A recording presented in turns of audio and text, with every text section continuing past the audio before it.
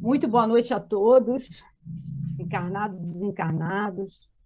Graças a Deus, a Jesus, a Francisco de Paula. E vamos agradecer também a nosso querido Pai Jacó.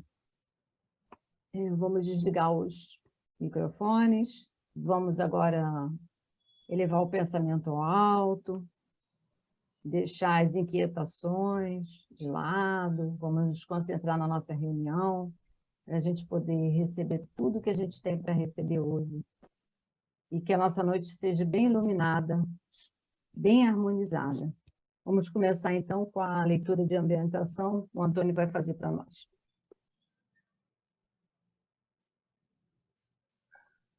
Graças a Deus, a Jesus e a Francisco de Paula, né? E ao Pai Jacó. Vou abrir aleatoriamente. O que mais aborrece é a lição da página 109. Precisamos saber ouvir as verdades que nos contrariam. Não procuremos nos outros apenas a confirmação de nossas opiniões. Se algo perguntamos a alguém, não nos magoemos com a resposta. O que carecemos ouvir é, sem dúvida, o que mais nos aborrece. Em matéria de verdade sobre nós mesmos, os nossos adversários são os que nos prestam os maiores benefícios. Os amigos nos veem com os olhos, os amigos nos veem com os complacentes olhos da bondade. O que muitos falam de nós é a voz da nossa própria consciência ou ecoando em lábios alheios. Não desprezemos a crítica de todo. Da peçonha da cobra é que se faz o soro contra a sua picada. Graças a Deus, a Jesus e a Francisco de Paula e ao Pai Jacó. Obrigada, Antônio. Vou complementar aqui, falando umas palavrinhas, um pequeno texto do Minuto de Sabedoria, do Torres Pastorino, para continuar a ambientação. Eleve seu coração em prece, mas evite recitar fórmulas lidas ou decoradas. Que de seu coração partam as palavras espontâneas, como você faz quando conversa com um amigo querido. Prece não é obrigação que alguém desempenhe para ver-se livre de um peso. Ore fervorosamente, mas sentindo as palavras que profere, para que a ligação com as entidades angélicas seja efetiva e real. Faça da oração um hábito indispensável à saúde espiritual. Bela lição do Pastorino para todos nós. Orar é sempre muito importante e é confortador. Vamos aproveitar essa ambientação na noite de hoje e vamos elevar o nosso pensamento ao alto, fazer a nossa prece inicial de abertura. Vamos todos nos sintonizar com o alto nesse momento. Pai de divina bondade e sabedoria, Jesus, nosso mestre, nosso amigo, Francisco de Paula, patrono da nossa casa, estamos aqui mais uma noite de luz, uma noite de paz. Estamos aqui reunidos em vosso nome,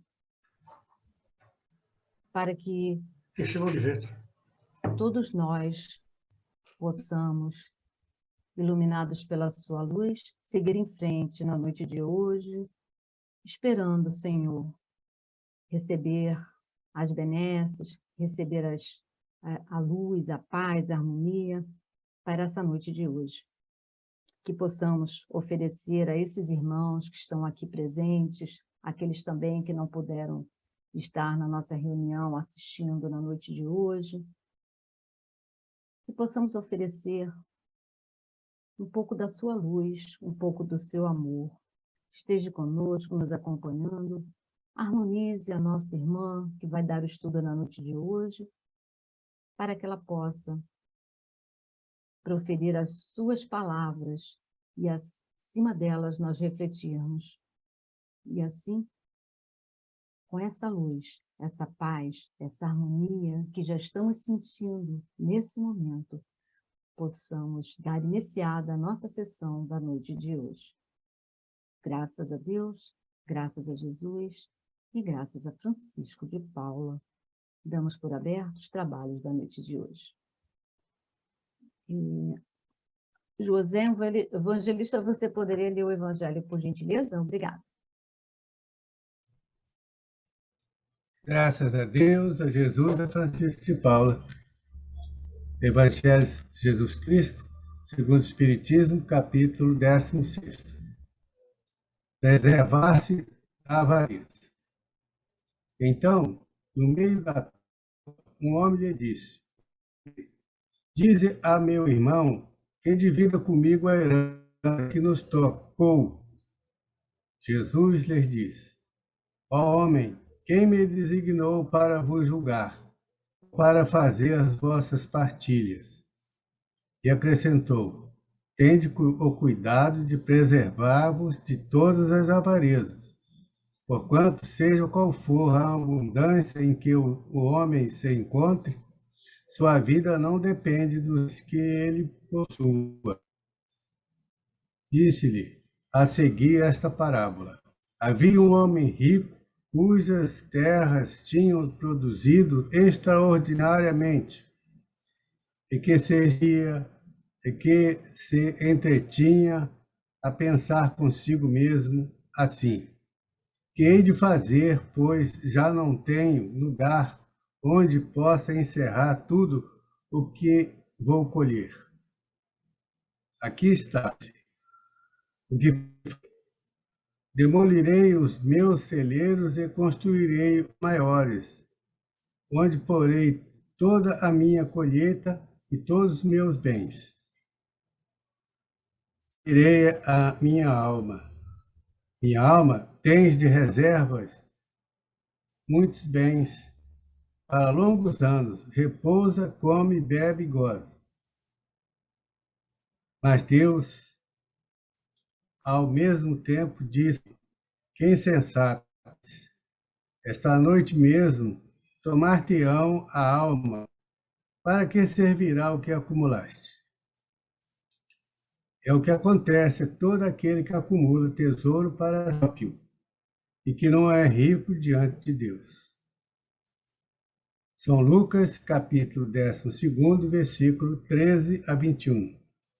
Graças a Deus, a Jesus e a Francisco de Paula. Graças a Deus. Obrigado, José Evangelista. E agora vamos passar a palavra para a Leia, que vai trazer para nós o estudo da noite de hoje. O tema é muito bom, é um tema que nós, como espíritas, não podemos esquecer dessa frase, desse tema. Muito interessante. E vamos ao estudo. Boas vibrações, Leia.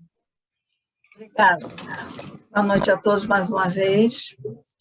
Então, antes de começarmos, eu vou ler aqui que foi escrito por João de La Bruyère. Ele escreveu assim: só existem 3 acontecimentos importantes na vida: nascer, viver e morrer. Não sentimos o primeiro. No viver, sofremos porque temos que morrer. E ao morrer, geralmente observamos que esquecemos de viver como se deveria viver. Então, no estudo da noite de hoje, nós vamos falar sobre justamente esse tema, que é nascer, viver, morrer, renascer ainda e progredir sempre, tal é a lei. Em 31 de março de 1869, em Paris, com apenas 64 anos, entre 11 e meio-dia, através do rompimento de um aneurisma, Kardec desencarna, e cumprindo muito bem a sua missão. Enterrado inicialmente no cemitério de Montmartre, em 1869, e depois ele foi transferido para o cemitério Père-Lachaise, em 1870. Pesando 6 toneladas, que serve de teto do seu dome, quer dizer, do seu túmulo, foi esculpida na fachada o que resume a doutrina kardeciana de justiça e progresso. Nascer, viver, morrer, renascer ainda e progredir sempre, tal é a lei. Mas não é raro ouvirmos de oradores espíritas que a frase em questão ela é atribuída a Kardec. Mas reconhecemos que, de fato, a frase pode muito bem representar o pensamento de Kardec. Por uma descrição mais detalhada dessa frase, nós podemos encontrar no livro Allan Kardec, volume 3, de Zeus Van Tuyl e Francisco Thyssen, pai de Sérgio Thyssen, no capítulo 3, item 2, a desencarnação. São 3 volumes, só que a FEB, depois de 2004, resumiu em 2 volumes esse livro. E nesse item, na página 145, ele diz assim: a frase em foco andava no ar. Não é de Kardec, como pretende alguns. E ela pode ser encontrada com algumas variantes em citações bem anteriores à desencarnação de Kardec. Porque esta frase ela foi escrita sob várias formas, mas com o mesmo sentido. Em 1857, em 1861, em 1866 e, finalmente, em 1870, onde ela foi esculpida no frontispício do Dômen de Kardec, constando apenas 3 linhas. Nós sabemos que Jesus, nosso mestre maior, ele bem disse: não há nada de escondido que não venha a ser revelado e não existe nada de oculto que não venha a ser conhecido. E o lema de Kardec era trabalho, solidariedade e tolerância. O Kardec, ele recebeu uma comunicação do Espírito da Verdade, comunicando sobre a sua missão.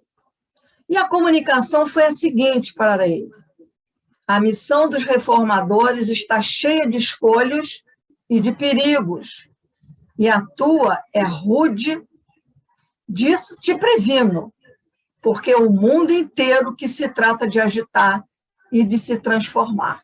Nós sabemos que Kardec sofreu de tudo para fazer esse trabalho, até perder o seu emprego como professor. E mais de 10 anos após essa comunicação de Kardec, confirma que, de fato, experimentou todas as vicissitudes que foram anunciadas. Ele foi alvo de ódio, de implacáveis inimigos, ele foi alvo de injúria, ele foi alvo de calúnia, de inveja e também de ciúmes. Contra ele foram publicadas várias acusações. Suas melhores instruções foram muitas vezes desnaturadas, ou seja, perdeu ou teve suas características próprias ou naturais completamente alteradas. Ele foi traído por aqueles que ele depositava confiança. Ele recebeu ingratidão daqueles que o ajudou. Aqueles que mostraram amáveis à sua frente e usavam de maledicência na sua ausência. Mas afirma ele de que a assistência e a proteção dos bons espíritos nunca lhe faltaram. Kardec sentia-se feliz por não ter experimentado desânimo e de ter prosseguido sempre em sua tarefa, sem se preocupar com a malevolência de que ela é alvo. Porque a frase que nós conhecemos do verdadeiro espírita: reconhece o verdadeiro espírita pela sua transformação moral e pelos esforços que faz para dominar as suas más tendências. Ele não se dobrou, manteve firme, fiel, acreditando nos seus amigos espirituais. E hoje, passados 153 anos do seu desencarne, prestamos nossa homenagem com muita gratidão por ter sido ele o trabalhador infatigável, pelo seu exemplo, pela sua obra, que instrui e que transforma a vida, continua transformando vidas. Como disse o Espírito da Verdade no livro das Obras Póstumas, a missão dos reformadores está cheia de escolhas e de perigos. E a tua é rude, disso te previno. Irmãos, datado de 8.000 anos atrás, o primeiro conto épico de autoria do babilônico Gilgamesh falava sobre a morte. E o primeiro conto lírico de autoria de Safo na Grécia tratava também da morte, que faz parte da vida. Porque onde há vida, há morte. Né? A morte no mineral, no vegetal, no animal, no nominal, e nos reinos também intermediários. Com essa etapa necessária, essa é uma etapa necessária ao processo de quê? De evolução da vida. Emmanuel define muito bem essa escala no livro Consolador. Ele diz que o mineral é atração, o vegetal é sensação, o animal é instinto, o homem é razão e o anjo é divindade. Na questão 540 do Livro dos Espíritos, Kardec perguntou aos amigos espirituais. E eles responderam: é assim que tudo serve, que tudo se encadeia na natureza, desde o átomo primitivo até o arcanjo, que também começou por ser átomo. Admirável lei de harmonia que vosso acanhado espírito ainda não pode aprender em seu conjunto.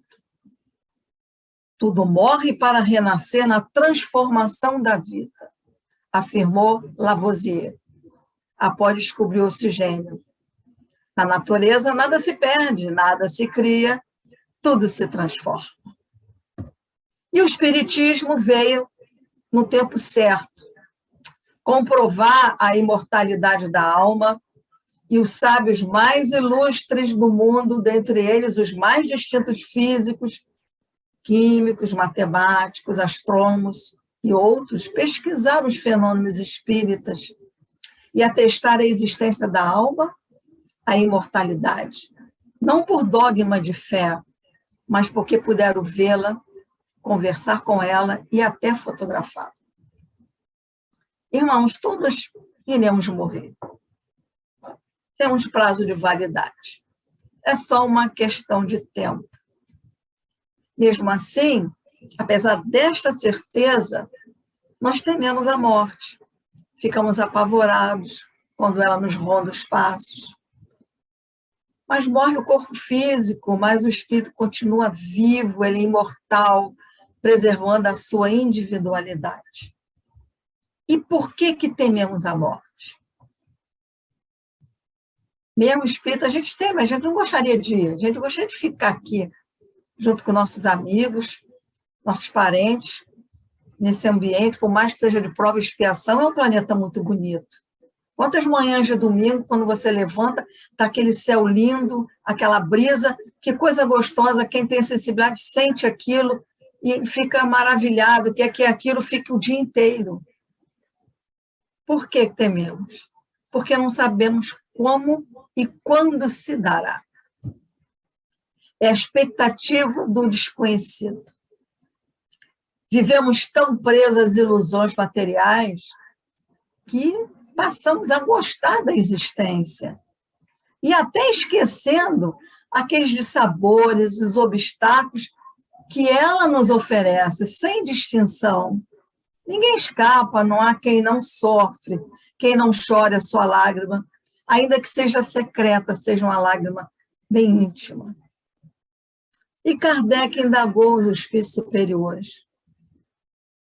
Mas no momento da morte, qual é o sentimento que domina a maioria dos homens?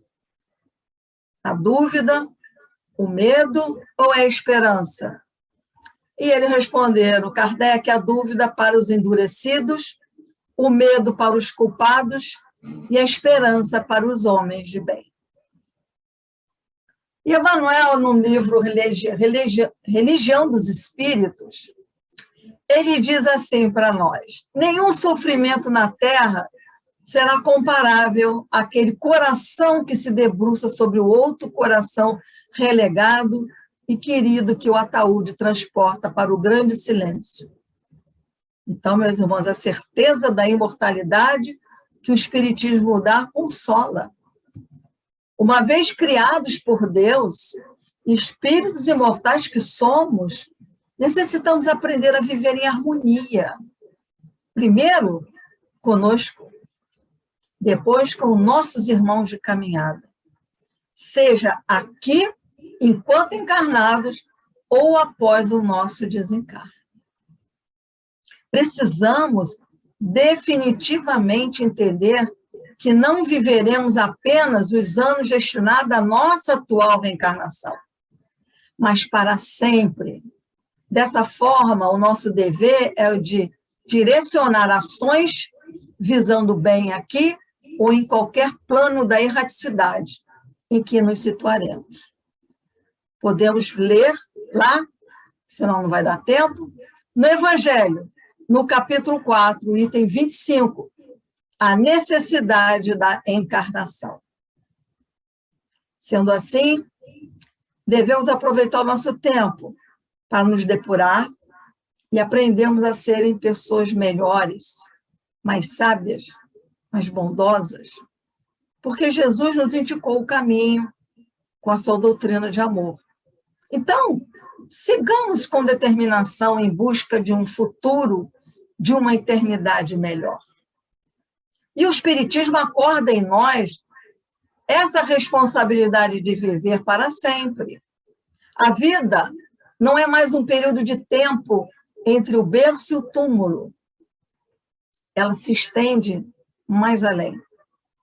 Não é mais dividida em tempo de excesso carnal e fase da fraqueza de espírito, da qual a alma é um ser sem energias e sem determinação, caminhando para o estado de plenitude dos céus ou para os tormentos do inferno. Com o Espiritismo, compreende-se a vida plena de vigor, que mais se intensifica no mundo em que se abre o espírito liberto da carne. Então, o véu que nos oculta o futuro se levanta e as responsabilidades se ampliam perante a inevitável ação da lei de causa e efeito, que coloca o algoz ao lado da vítima numa perspectiva que se renova para avançar nos séculos. Tudo pode tornar-se grande dentro da visão espírita. A dor, os compromissos, as missões, a felicidade. Depende de cada um o seu futuro. Depende de como cada um viveu o seu presente. Então, diante dessa certeza de viver para sempre, cala-se a voz da ilusão, que busca fantasiar a existência, visando afastar a responsabilidade pelos atos cometidos. Foge da sombra da ignorância, que esconde o erro, na vã esperança de fazê-lo esquecido. Procuremos também examinar aqui tão somente a questão do progresso, de conformidade com o título desse estudo. Como teoricamente sabem os espíritos de olhos salteados, o progresso é uma lei da natureza. Por isso, irmãos, importante enfatizar. Exemplo, a lei do progresso, que regem a nossa vida, a nossa atual existência. Percebemos ou não, concordemos ou não, aceitamos ou não, duvidemos ou não, acreditamos ou não, com muita atenção e com observação aguda dos atos e principalmente dos fatos do dia a dia, que é mais que suficiente para que cheguemos a essa conclusão.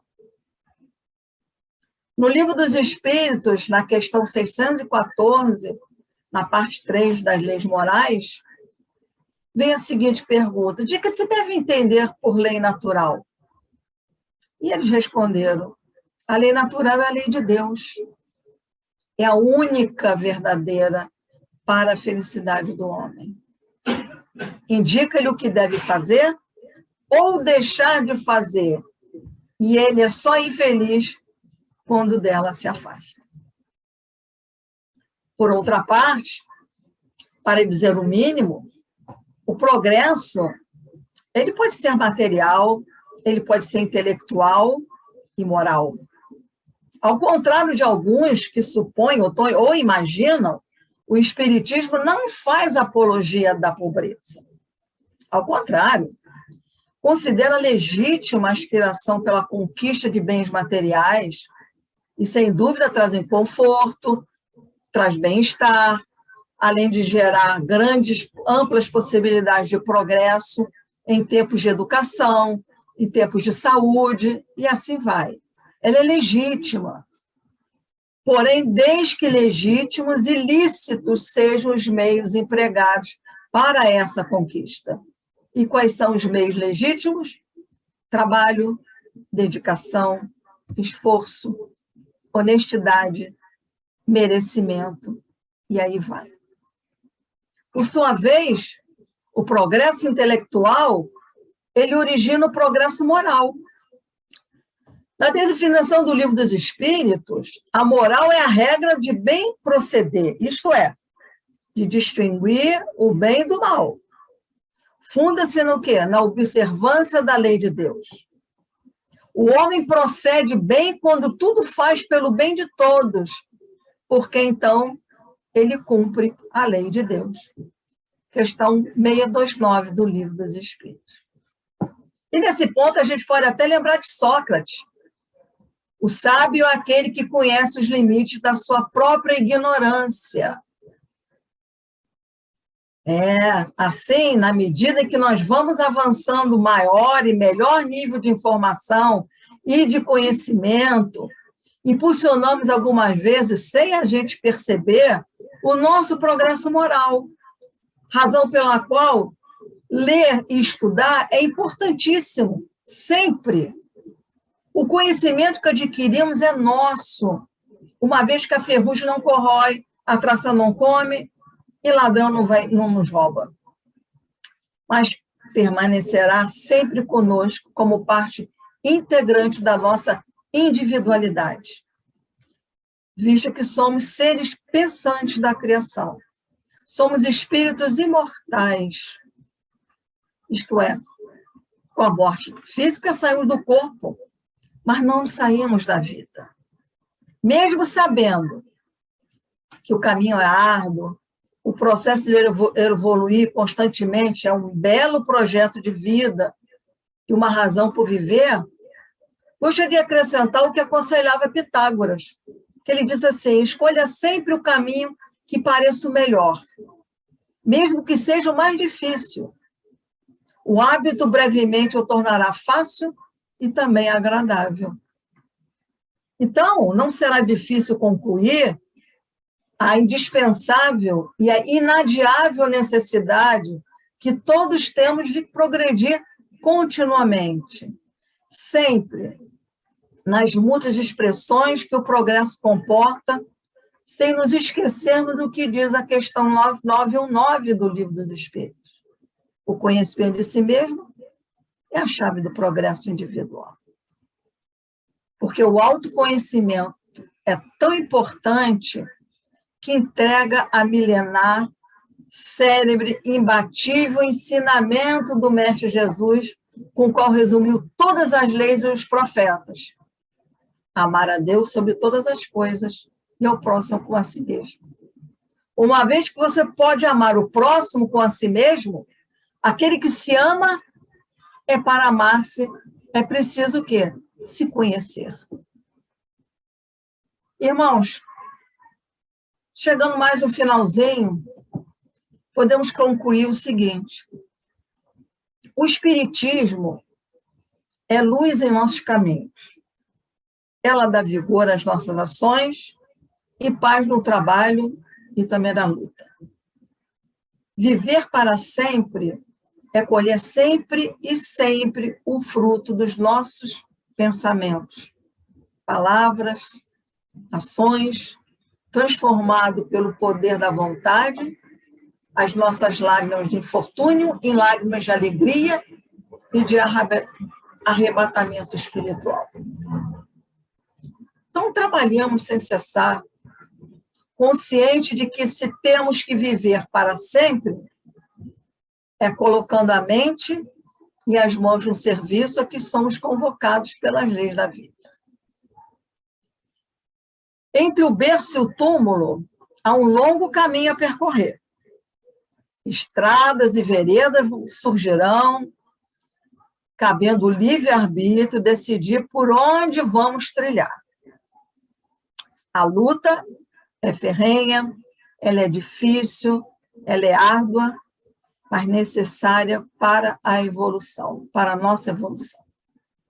As escolhas proporcionarão resultados positivos ou negativos, mas todos necessários ao nosso crescimento. Acontecimentos favoráveis e desfavoráveis surgirão a todo momento, como a nos fazer relembrar que a felicidade não é desse mundo, mas é aqui que se inicia. Conquistas e frustrações caminharão lado a lado, pois o que valerá será a experiência. Nascer, morrer, renascer ainda e progredir sem cessar, tal é a lei. Logo, progredir sem cessar é a lei, que é a lei natural, única, a verdadeira, para a felicidade do homem. Então, compete-nos, portanto, observá-la e também a cumpri-la.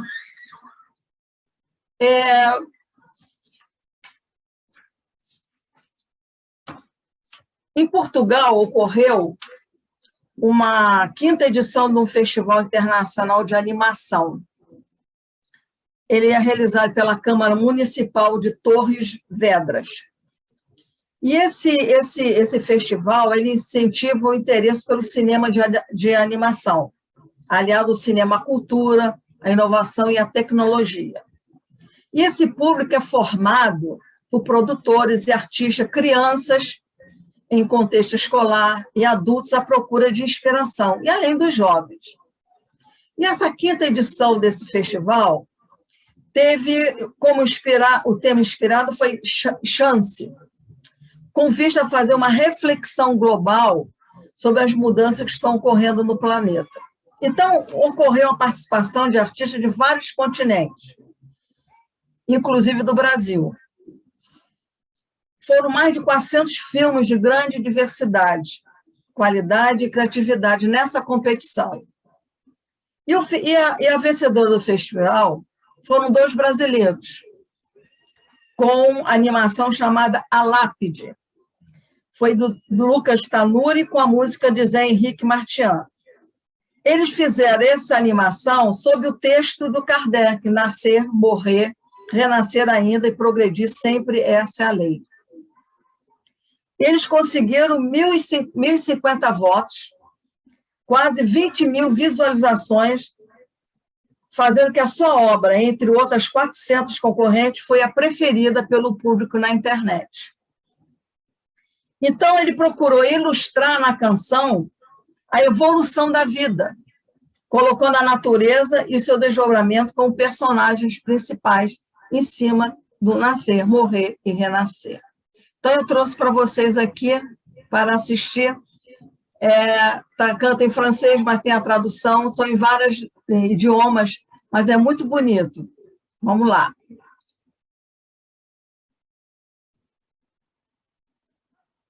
Então, meus irmãos, é isso que eu trouxe para vocês sobre o tema.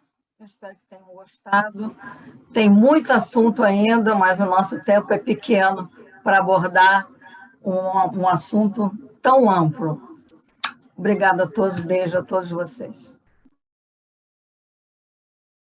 Obrigada a você, Leia, por esse estudo maravilhoso. A gente só tem a agradecer a Kardec por tudo que ele nos trouxe até hoje, continua nos beneficiando, e por você ser o instrumento dele, Leia, trazer esse estudo maravilhoso para a gente, com esse final ainda desse filme. Fiquei me identificando aí nos vários idiomas. Muito legal. Obrigado por tudo, gente. Então, vamos lá, vamos agora à nossa prece de irradiação. Vamos aproveitar esse momento maravilhoso, que estamos em paz. Vamos pensar em todos aqueles nossos queridos, as pessoas que a gente quer enviar agora nesse momento, aquela luz, aquele conforto. Pensar no nosso planeta, na nossa casa espírita, todos os locais. E vamos todos orar juntos, elevando o pensamento ao alto. Senhor Jesus, nesse momento de oração, mentalizamos a sua presença diante de nós e rogamos, sem qualquer cerimônia, a bênção do seu abraço espiritual. Que a força da sua presença renove em nossos corações a fé, a esperança e o amor. Ensina-nos, Mestre, a encontrar o equilíbrio na sabedoria e harmonia, na mesma mansidão que viestes ensinar e que tanto queremos alcançar também. Levai, Senhor, a todos os lares, aos hospitais, aos abrigos, aos orfanatos, a sua luz para iluminar a caminhada de todos nós, nos fortalecendo no dia a dia. Iluminai a todos os trabalhadores das casas espíritas, iluminai nosso país, o nosso planeta. Derrama, Senhor, alívio e consolação nos momentos de aflição e vibrações intensas de paz vos pedimos, Senhor, nesse momento e nesse mundo de expiações. Fique conosco, abençoe a cada um de nós, abençoe os nossos familiares e a todos aqueles que estão no nosso pensamento, fazendo com que a nossa caminhada seja mais firme, com mais esperança, com mais fé. Assim seja, graças a Deus, graças a Jesus e graças a Francisco de Paula. Eduardo, você pode fazer para nós a prece dos desencarnados?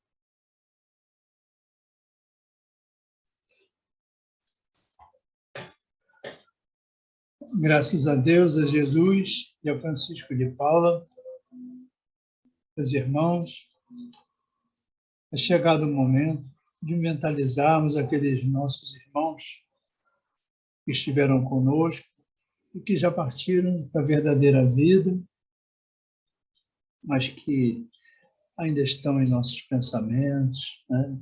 Continuam vivos. Pai amado, Jesus, nosso Mestre, Francisco de Paula, nossos irmãos trabalhadores, está falando Francisco de Paula. Estamos aqui reunidos, num só pensamento e intenção, a pedir pelos nossos irmãos, aqueles que já estão na verdadeira vida, nossos irmãos que estejam passando por dificuldades nos diversos locais da espiritualidade, a todos eles, que nossas rogativas cheguem até eles na forma de bênçãos, que eles se lembrem e percebam que não estão esquecidos, para que possam se preparar, se refazer, ajustar os seus pensamentos, porque sabemos que as nossas encarnações, nós sempre ficamos devendo alguma coisa, planejamos, mas na hora da realização, chega aqui e a gente esquece tudo. Então, que eles tenham consciência disso e se preparem para uma nova jornada. A graça de Deus, de Jesus e Francisco de Paula. Obrigada, Eduardo. E agora estamos quase chegando ao finalzinho da nossa reunião da noite de hoje. Vamos pedir à nossa querida Aurora que faça por nós a prece final e depois eu vou pedir só um minutinho de vocês para ler o nosso boletim informativo.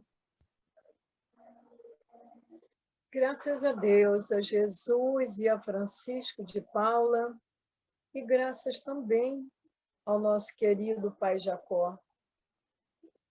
Obrigada, Pai amado, por tantas bênçãos recebidas nesse trabalho de caridade. Obrigada, Senhor, pelos ensinamentos, pelos tratamentos, pelo precioso estudo que nossa irmã nos trouxe, por cada minuto em que passamos reunidos no nosso querido Francisquinho, estudando um pouco mais, servindo um pouco mais, recebendo um pouco mais. Gratidão, Pai, pelas nossas vidas, pelas vidas dos nossos afetos e também pela vida daqueles que se considerarem nossos desafetos. Gratidão, Pai, por essa oportunidade de uma nova encarnação de cada um de nós. Gratidão pela casa de Francisco de Paula, que nos acolhe, que nos fortalece, que nos direciona. Gratidão, Jesus amado, porque você caminha à nossa frente, indicando o caminho certo a seguir. Graças a Deus, a Jesus e a Francisco de Paula, e gratidão ao querido Pai Jacó. Então, agora, obrigada, Aurora, e vamos aos nossos recadinhos. Preces e evidências. A congregação já reiniciou a marcação de preces e evidências. A prioridade será daqueles que já haviam marcado preces e evidências em datas a partir de 13 de março de 2020, quando a casa fechou. Procure a recepção para remarcar e obter mais informações. Também os médios poderão marcar preces. O Bazar da Congregação reiniciará suas atividades no dia 2 de agosto. E a congregação reiniciou as seguintes reuniões públicas presenciais. Agora nós temos terça, às 9, às 15 e às 20 horas. Quarta, às 9 horas no térreo e no segundo andar. Quinta, às 15 e 20 horas. Sexta, às 15 e 17 horas. Domingo, às 15h30, todas no salão do segundo andar. Nova sessão será reiniciada em 3 de agosto, quarta-feira, às 17 horas. Torne-se sócio da congregação e contribua com qualquer valor para a manutenção das nossas atividades, principalmente lá de Francisco. Procure a tesouraria. Médios voluntários venham fazer parte da equipe de atendimento ao enfermo. Os interessados devem entrar em contato com o Mário no telefone 98899-9931. E vamos às campanhas. Continuamos com o enxoval de bebês. O cadastramento das gestantes poderá ser feito todas as terças de 14 até 17 horas. E os documentos que são necessários: RG, cartão do SUS. Agradecemos a doação de sabonete infantil, fraldas de pano, calça de pezinho, conjunto de pagão, macacão curto e macacão comprido, e as entregas feitas na congregação. Campanha do Inverno Solidário. Doaremos cobertores às crianças da evangelização e às crianças assistidas. E essas doações podem ser feitas através de depósito em uma das contas da congregação, enviando o comprovante para o WhatsApp 971339513. Se preferir, podem comprar o cobertor e entregar na congregação. As cestas básicas, elas são entregues mensalmente às nossas crianças e aos nossos assistidos. As doações podem ser feitas de duas maneiras: ou pelo depósito de qualquer valor em uma das contas da congregação, ou, se preferirem, diretamente na congregação. Nesse momento, precisamos de feijão, arroz, café e leite em pó. E, finalmente, o Lar de Francisco. Nossos idosos necessitam de terapeuta ocupacional. Agradecemos a doação de gás, algodão, atadura, pomada Dersane, fraldas geriátricas de tamanho G, EG e XG, preferencialmente da Big Frau, e de luvas de látex tamanho MG. Roupa íntima também, G e EG, feminina e masculina. Esparadrapo micropólio. Entregas na congregação ou no lar, na rua Filgueiras Lima 99, em Riachuelo, de 10 às 16. E agradeço a atenção de todos e a presença de todos aqui. Que tenham todos uma linda noite, agradecendo a Jesus, a Francisco de Paula, o nosso querido Pai Jacó, e vão todos em paz até a próxima semana. Graças a Deus.